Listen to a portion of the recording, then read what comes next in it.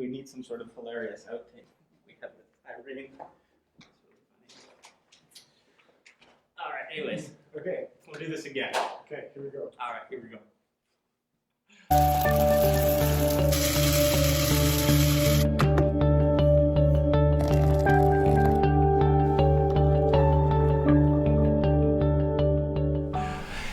Good morning, everyone. Welcome to another episode of Cup of Joe. As always, I'm your host, Joe.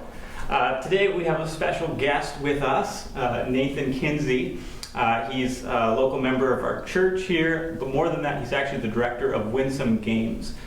So Nathan, thank you so much for being on the show. And how about for those viewers who don't know you, you explain, tell them just a little bit about yourself and maybe about what Winsome Games is. Sure.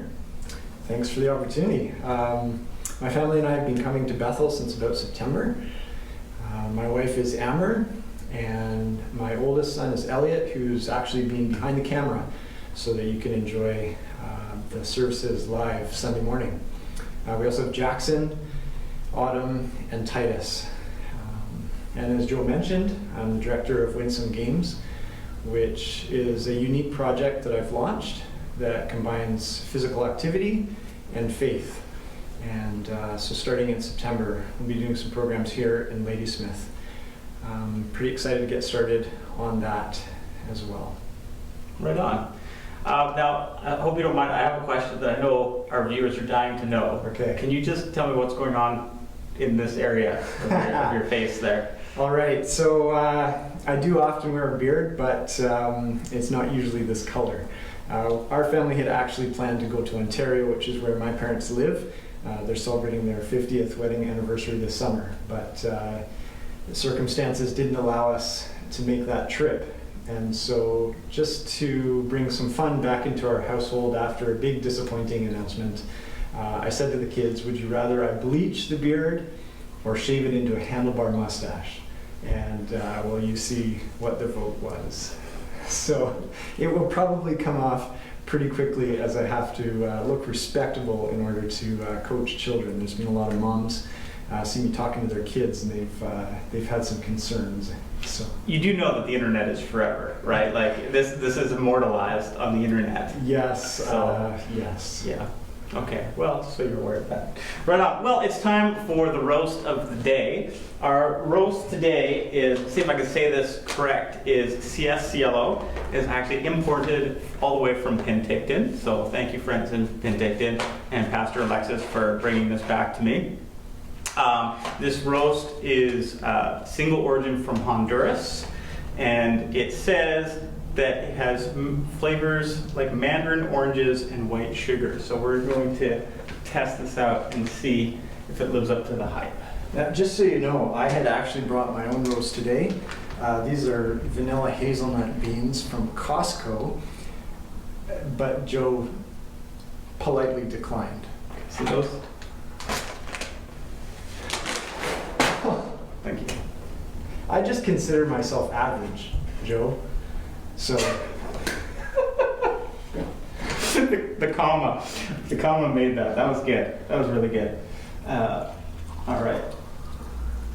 now, do you have cream and sugar? No, I know that you drink your coffee black, so I knew that much about you. See that you brought your own mug to the show. You must be a true fan. Well, cheers. First, let's give that a whip. Yeah, you can definitely catch the citrus right off the top. All right, let's give her a sip.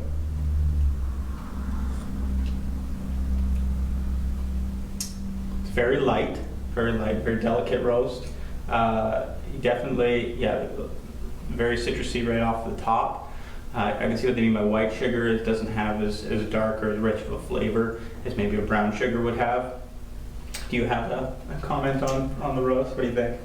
I like my regular Costco beans, but it's all a matter of taste. We'll pray for you.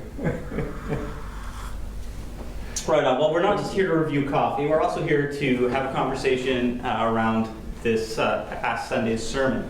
This Sunday we talked about simplicity and how Jesus calls his apprentices, his followers, to live a life of simplicity. And so I just thought I would dialogue with Nathan a little bit about that. So Nathan, just getting started here, one of the points we're talking about is there's this gospel of more, this belief that people, seemingly no matter what religion they're in, have bought into, or no religion at all for that matter, have bought into this gospel that if I just have more things or nicer things, then I'll finally be happy. I know you've got some thoughts on that, so how you fire away? Well, I think one of the thoughts is that unfortunately there's been a message preached, and that message is that if you believe in Jesus, if you follow Jesus, that he actually wants to give you more, that he wants to give you security and safety, health and well-being. And I think that's a misrepresentation of the message that Jesus preached. His message was to take up your cross first and follow me. Yeah. And that might be part of why people have bought into this idea that more will make them more happy. Mm-hmm. Yeah, so if I'm hearing you right, you're saying, and we've almost like attached the gospel to an extent and said, look, Jesus is our way to get more. Yes. And he's our way to make us happy by receiving more stuff. Yeah. That's really interesting. Your message had an example of a few different people, one of which was Marie Kondo. Yes. And actually her message is that through eliminating things and through organizing the rest, that will bring you happy. That's why you hold up these items and say, does this bring me joy? Yeah. So the message that she is preaching is a message of happiness through simplicity. Yeah, and that is very interesting. And that's one of the reasons I used her as an example. Like, it is interesting you mentioned that, because I think there is some truth to that. I think there is, when we look at living a life of following Jesus, sometimes I feel like we feel cheated or like we don't believe that following Jesus will actually make us happy. And don't get me wrong, there's definitely suffering along the way, there's difficulties, there's trials. Life is hard no matter how you look at it. But there is something about following and living a kingdom lifestyle that overall gives you, I use the term happiness carefully, I think greater satisfaction in life, because you're really living the way that you were meant to live. And part of that is simplicity. And so I think part of what Marie Kondo is doing is actually really great, which is that she's helping people declutter their lives. Now, clearly the gospel is missing from that, right? It's almost like trying to get the kingdom without having the king. Right? Any thoughts on that? Yeah, well, really her end goal is joy. Yeah. Where the end goal for Jesus is not simply joy, but it's holiness. Right? Yeah. And that's a really important distinction. It's really good. Another thing that we talked about was this idea of the true cost of more, right? Like you look at something and you're like, oh, $49.99, I can get this. But the cost is always more than the price tag. Do you have any thoughts about that? Yeah, just this year, friends of ours gifted us a vehicle that I could use to drive around. It's an economical vehicle, and they just gifted it to us because their kids are done. But even though it didn't cost me anything, it still cost insurance. I still have to pay well over $1 a liter per gas that I put in the car, and of course all the maintenance on top of that. So there is always a cost to maintaining the things that we own. Absolutely. And also too, Jesus himself linked money and things to worry. It seems like the more that we have, the more that we need to have in order to take care of those things in the first place. And so our lives become more busy and we have less time for God. We worry more because we have more things that we have to pay for or maintain or whatever else. So there's a very significant cost to more. It costs a lot more, I think, than most people realize, at least up front. And I think part of that's because advertising tells you the gospel more, right? It tells you that if you have this, Nathan, if you get this car, all of your greatest dreams and aspirations will come true. So we were talking after my sermon, though, that when we hit our midlife crisis, that we are going to start a motorcycle gang. Yeah. So it'll be awesome. And then I can grow the beard again. You can grow the beard again and bleach it again. And then we'll truly be happy because we have more. That's right. That was sarcasm, in case you take things too literally. Right on. Last point I just want to touch on. There's a cost to simplicity. And you mentioned that a little bit, right? And that's part of this idea of the ultimate goal of the gospel is not to make us happier, it's not to make us more joyful. Those are a byproduct of kingdom living, but those aren't the main focuses.